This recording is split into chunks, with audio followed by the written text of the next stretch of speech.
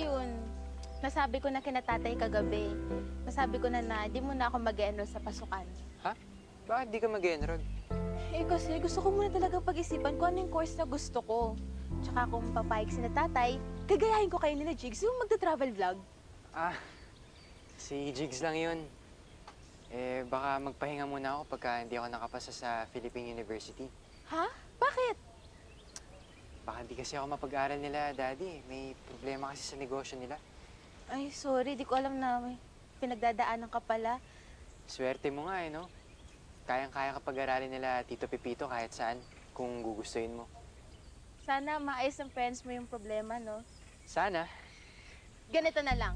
Sipagan na lang natin sa pagre-review para makapasa ka, okay? Okay. Salamat, ha. Tara, Saan tayo pupunta? sa bahay, re-reviewin kita. Sige, tara. Tara.